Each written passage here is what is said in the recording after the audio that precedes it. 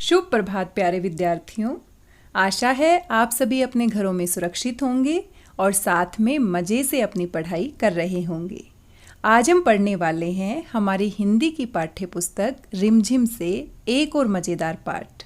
हमारे पाठ का नाम है दोस्त की पोशाक। अब पाठ में क्या होता है ये तो पाठ पढ़ने के बाद ही पता चलेगा। आइए बिना देरी किए हुए पढ़ते हैं हमारा पाठ दोस्त की पोशाक। पोशाक का अर्थ होता है पहनने वाले कपड़े। जो ड्रेस हम पहनते हैं उसी को हम कहते हैं पोशाक।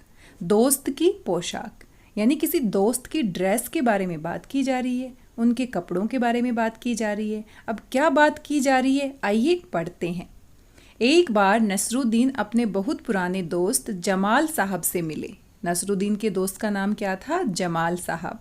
अपने पुराने दोस्त से मिलकर वे बड़े खुश हुए। कुछ देर गपशप करने के बाद उन्होंने कहा, चलो दोस्त मोहल्ले में घूम आई।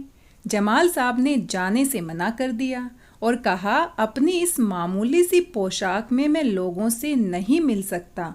मामूली का अर्थ होता है बहुत ही साधारण, कम कीमत वाली।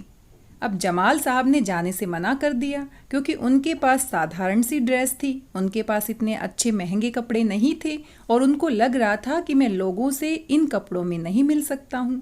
नसरुद्दीन ने कहा, बस इतनी सी बात। नसरुद्दीन तुरंत उनके लिए अपनी एक भड़कीली अचकन निकाल कर लाए। भड़कीली यानी चमकीली, बहुत चमकदार अचकन। और याद कीजिए प्यारे बच्चों, जब हमने पढ़ा था पाठ जैसा सवाल वैसा जवाब, तो वहाँ पर भी अचकन शब्द का प्रयोग किया गया था।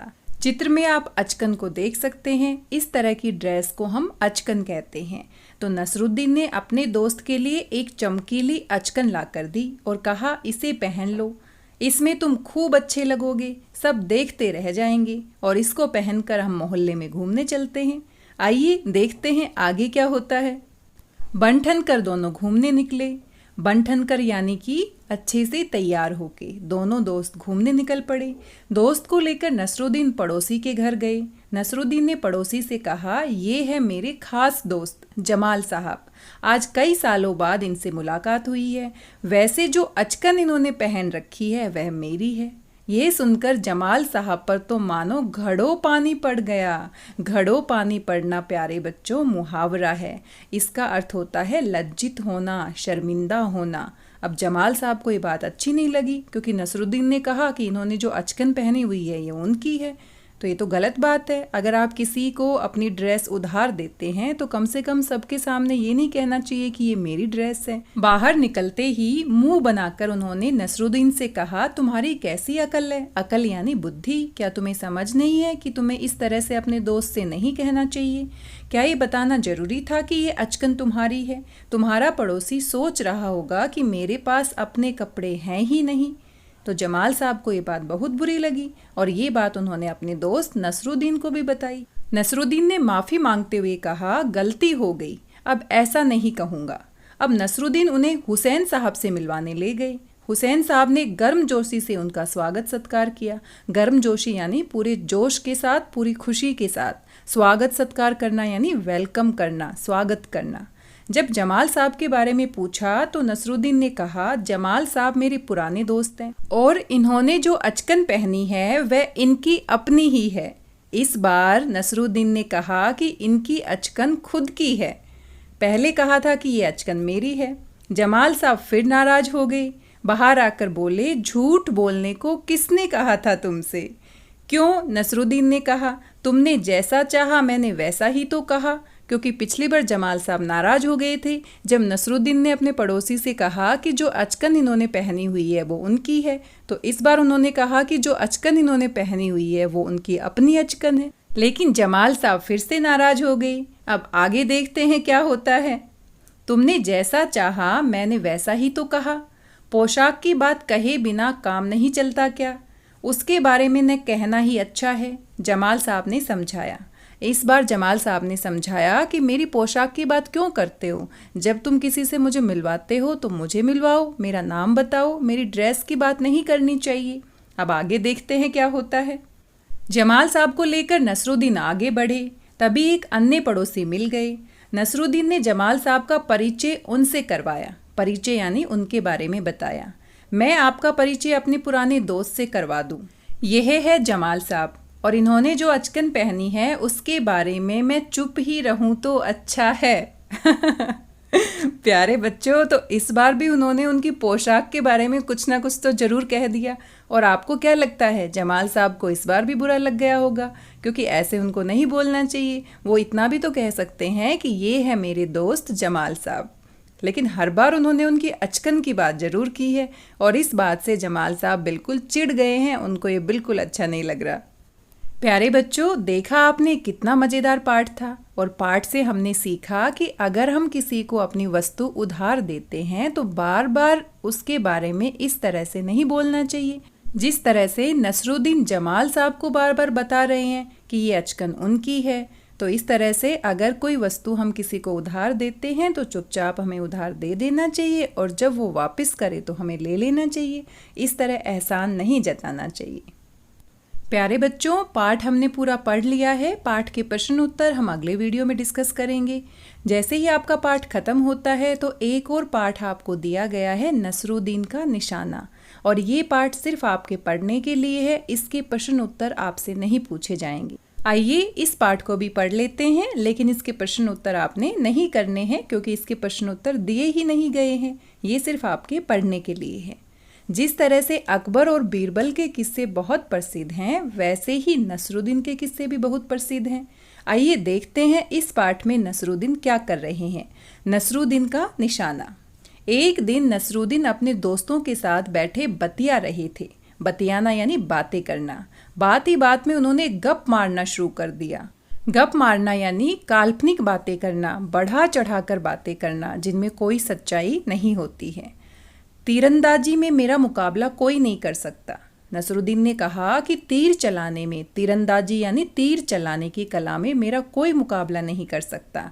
मैं धनुष कसता हूँ, निशाना साधता हूँ और तीर छोड़ता हूँ। शू। यहाँ नसरुद्दीन अपने दोस्तों से कह रहे हैं कि मैं बहुत अच्छा धनुष बाण चलाता हूँ और मेरा जो तीर है हमेशा सीधे निशाने पर लगता है। दोस्तों को विश्वास नहीं हुआ। उन्होंने नसरुद्दीन की परीक्षा लेने का फैसला किया। परीक्षा लेना यानी टेस्ट करना कि क्या ये सही बोल रहे हैं या झूठ बोल रहे हैं। एक दोस्त भागा भागा गया और तीर धनुष खरीद कर ले आया। नसरुद्दीन को थमाते हुए उसने कहा, थमाना यानी पकड़ाना, उसके हाथ में देना।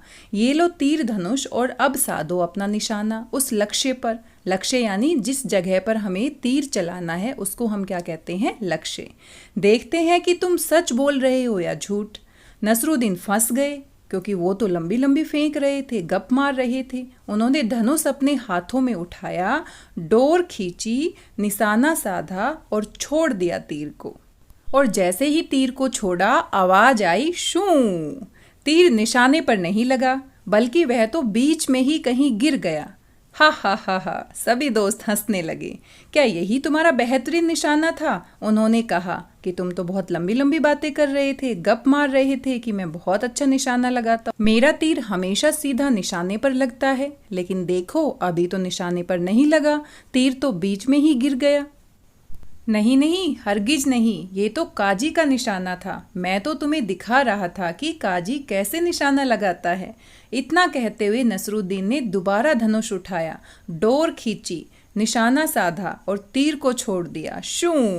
अब नसरुद्दीन ने बहाना बनाया कि ये मेरा निशाना थोड़ी ना था, ये तो काजी का निशाना था। मेरा निशाना तो हमेशा सही जगह पर लगता है। इस बार तीर पहले वाले तीर से तो थोड़ा आगे गिरा, पर निशाना फिर भी चूक गया, यानी फिर भी वो बिल्कुल तीर निशाने पर नहीं लगा। इस पर दोस्तों ने कहा, ये तो जरूर तुम्हारा ही निशाना था नसरुद्दीन।